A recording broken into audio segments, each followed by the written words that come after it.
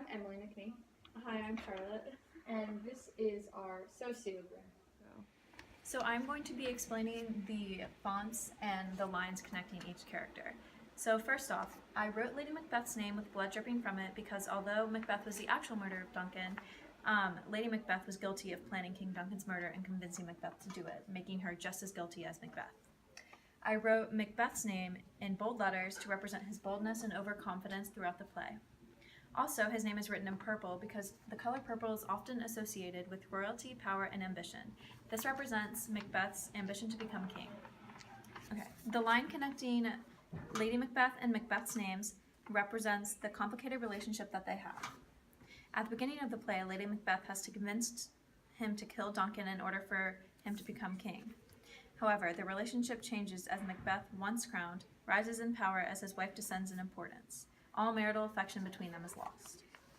Duncan's name has a heart around it to represent his kindness towards Macbeth and to his trust towards other people. The line between Macbeth and King Duncan represents their complicated relationship.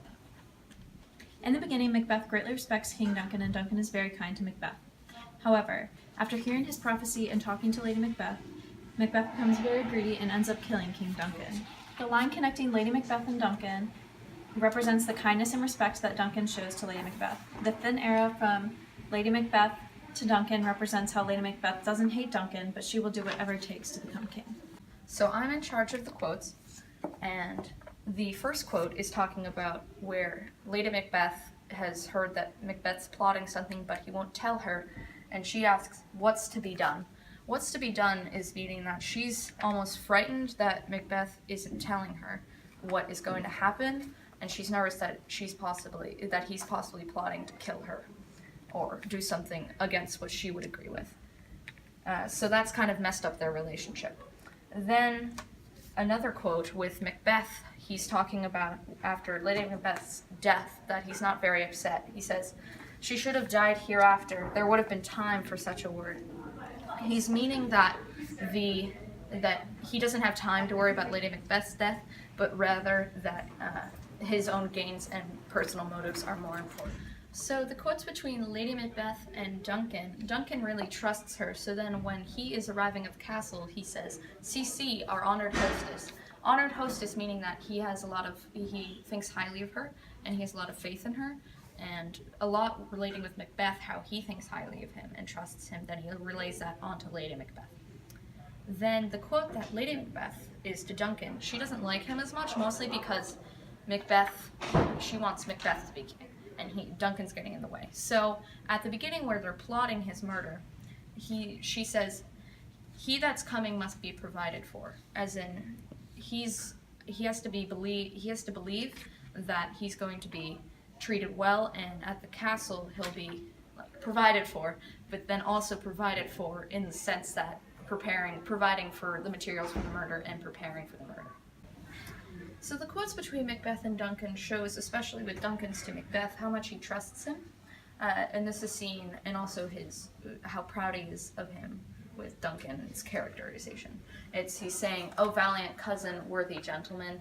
He's praising him for doing so well in the battle, which is right after this is one quote is said. And then the Macbeth, because he has more of a complicated opinion on him, on one hand he wants to be king, but the other hand he really cares for Duncan. He thinks he's also a good king, and he's also given him a lot of praise. The quote is saying that, "Who should against this murder shut the door, not bear the knife myself? Besides, this Duncan hath borne faculty so meek, so clear in his great office, that his virtues will plead like angels." This quote is basically saying, I have to kill him, but he's great that I don't want to, and that the angels will plead, the virtues will plead like angels. There's a crown drawn above Malcolm's name to represent how Malcolm is the rightful heir to King Duncan's throne. The line that connects King Duncan and Malcolm is thick because it is a representation of their father-son trust that they share. Before he is killed, Duncan announces that Malcolm is next in line for the throne, showing Duncan's trust for his son. Macduff's name has a sword underneath it to represent how Macduff is the murderer of Macbeth. The thick line between that connects Malcolm and Macduff represents the trust that they have in each other. Malcolm and Macduff's relationship is important because they are loyal to Scotland and encourage one another to do what is right and what is needed to remove Macbeth from the throne. The jagged line connecting Macbeth and Malcolm represents how Macbeth dislikes Malcolm solely because he is the heir to King Duncan's throne. The quotes between Malcolm and Duncan really show their trust in each other, especially with Duncan entrusting the throne to Malcolm. So the first quote is talking about where Duncan is explaining how Malcolm is going to receive the state of Cumberland and be the Prince of Cumberland. We will establish our estate upon our eldest, Malcolm, who we name after the Prince of Cumberland. So this quote shows how Duncan has a lot of faith in him, that he's bestowing titles and that he cares about him as a father. Then the other quote is showing where Duncan is talking about how great Malcolm is and is praising him, which honor must not accompany, invest with him only, but signs of like stars shall shine on all deservers. So this quote is really just like Duncan fancily saying how great Malcolm is. So the quotes between Macbeth and Malcolm show their hatred towards one another, also as proven and talked about before with the jagged line, especially with Malcolm hating how Macbeth does not have the best intentions for Scotland, but rather for himself. So the quote where Malcolm is saying, "Devilish Macbeth, by many these trains has sought to win me into his power, and modest wisdom plucks me from incredulous haste." Basically saying that he really hates Macbeth and he thinks of him as a devil, as seen by devilish Macbeth, but he has to be careful and plot intelligently to really defeat Macbeth. The other quote is saying how Macbeth is not willing to yield to Macduff, seen as how he won't yield to having Malcolm become king. This is seen with, "I will not yield to kiss the ground before young Malcolm's feet." So basically, he doesn't want to lose to Malcolm, and he really wants the throne. So the quotes between Malcolm and Macduff show how much they trust each other and how much faith they have in one another. For example, when after Malcolm had tested him with saying all of his weaknesses and faults, and then Macduff only had the best intentions for Scotland, would not let Malcolm rule if he had all of these problems. And once Malcolm tells him that these are all false, he says, "Child of integrity, hath from my soul wiped the black scruples, reconciled my thoughts to thy truth and honor." So basically, he's saying that he trusts Macduff and has the utmost faith in him. And then the other quote is Macduff at the end of the play saying, "Hail, King of Scotland." This is basically showing how much he wants Malcolm to be Scotland, and now that King of Scotland, and now that he finally is, he's happy about it. So the thin, jagged line between Macbeth and Macduff really shows how much they hate each other. This is also seen with Macbeth, Macduff is really his one true downfall, and Macduff is the one who kills him at the end. And once Macbeth finds out that Macduff is going to kill him and will be the person to kill him, as proven by fate, and how the witches have said, he says, "Accursed be that tongue that tells me so, for it hath cowed my better part of man."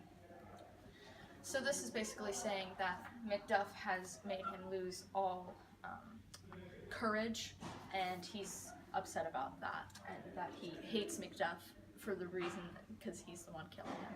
And then Macduff, because he hates Macbeth so much for not having the best intentions for Scotland, only going for personal gain, he never trusted Macbeth, ever. He also was one of the first people to pinpoint that it was probably Macbeth that killed Duncan. So he says, "Not all the legions of horrid hell can come an evil more damned in evils to top Macbeth," basically saying that he's the most evil, devilish being on the earth. I wrote the three witches in Hecate's names in green because the color green is commonly associated with evil, and witches are known as being evil. I wrote Banquo's name with a pair of glasses drawn next to them to represent his wisdom. Banquo is wise because after being told the witch's prophecy, he tried to warn Macbeth to be careful of what they were saying. I wrote the apparitions with a ghost-like font to represent the ghostly form that they appear in when talking to Macbeth. The thick line that connects Macbeth and the three witches represents the trust that Macbeth has in the witches. When Macbeth hears the prophecy that the witches tell him, his greediness overshadows his judgment and he automatically believes them. The line between Macbeth and Banquo is a representation of Macbeth's eventual hatred for Banquo. In the beginning of the play, Banquo and Macbeth's friendship is challenged on their encounter with the three witches. The witches promise kingship to Macbeth, by which Banquo is eager to find out his future. Although Banquo's descendants are promised to sit on the throne, Banquo hesitates to fully have faith in the witches' prophecy. Macbeth's evil ambition brings chaos to Scotland and also Banquo's friendship. In Macbeth's selfishness, he also murders Banquo so that Banquo's prophecy will not come true. The thick line between the apparitions and Macbeth represents the trust that Macbeth puts in the prophecy that they have told him. Because the apparitions basically told Macbeth impossible scenarios of when Macbeth could lose his throne, Macbeth puts complete faith in the apparitions and their prophecies.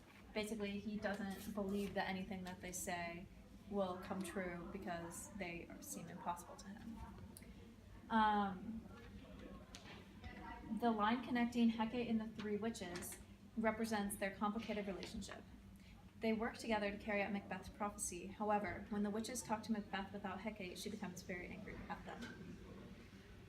The line between Banquo and the three witches represents the distrust that Banquo has for the witches. When the witches tell Macbeth the prophecy, he instantly believes them. However, Banquo does not trust that what they were saying is true.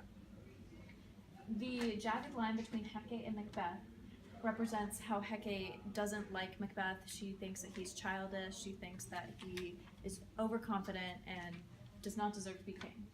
However, the line between Macbeth and Hecate is like wavy because Macbeth doesn't have a problem with Hecate, but he becomes angry with her. So the quotes between Macbeth and the three witches really shows how much Macbeth demands of them, but also trusts them a lot and believes everything they say. He, as I said, demands a lot of them, saying, seen by how he says, "Stay, you imperfect speakers, tell me more." And then the other quote is saying, "Filthy hags, why do you show me this?" Basically that he's upset that he has to hear all the whatever. It's fine.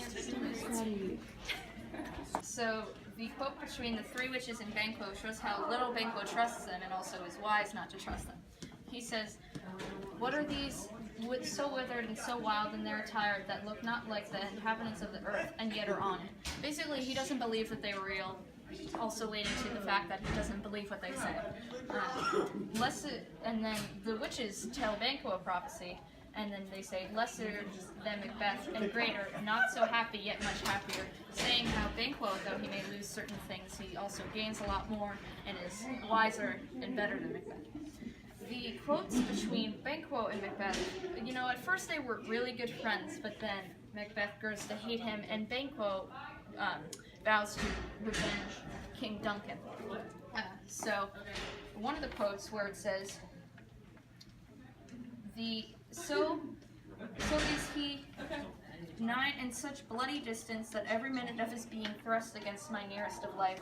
This is Macbeth saying how much he hates Macbeth, and how much Macbeth hates Banquo and wants him to die. And then the other quote, "We inform, having waited, let us speak our free hearts to each other." This is the point after where the witches had told the prophecy, and Banquo and Macbeth are going to share with each other their thoughts, showing how much they trusted each other, but now they don't. Okay, so the quote between Hecate and the three witches, Hecate cares about them, but also gets quite angry with them. Seeing as how she's the leader, she has to be stern with them. She calls them something. She says, "Have I not reason as you are?" Sorry, I can't read that. And this is basically saying that they're dumb and that they shouldn't have given Macbeth the prophecies without informing her. The other quote is saying, after they had been preparing the new apparitions in Act 4, she says, "Ah, well done. I commend your pains, and anyone shall share the gains." So she's basically saying how she's proud of them, which is kind of parallel with the other quote where she was angry. Okay. So the line between Hecate and Macbeth, as seen, it's kind of a hate, but also distrust. So Macbeth doesn't like her because she leads to his demise, as seen with the quote, "And be these juggling fiends no more believed, that palter with us in a double sense, that keep the word of promise to our ear, and break it to our heart, break it to our hopes." So this is basically saying that he realizes when Macduff is killing him that this is the end for him, and he isn't happy about it. The other quote, "A wayward son, spiteful and wrathful," this is where Hecate's saying basically that he's not a good person and that the witches shouldn't have given him information. So the quotes between Macbeth and the apparition show how much Macbeth does trust what they say, but also is upset with especially the third apparition where it's all of Banquo and his descendants, where he didn't want that because he tried to kill Banquo, but he wasn't able to stop fate. So the first quote, "That art like the spirit of Banquo down, thy crown does sear mine eyeballs," basically saying that the sight of Banquo and his descendants is horrible and how he never wanted to see that. And with that, where are they? Gone? Let this pernicious hour stand I accursed on the calendar. Basically saying that he isn't happy that this happened and that this is the worst day ever because of the apparitions.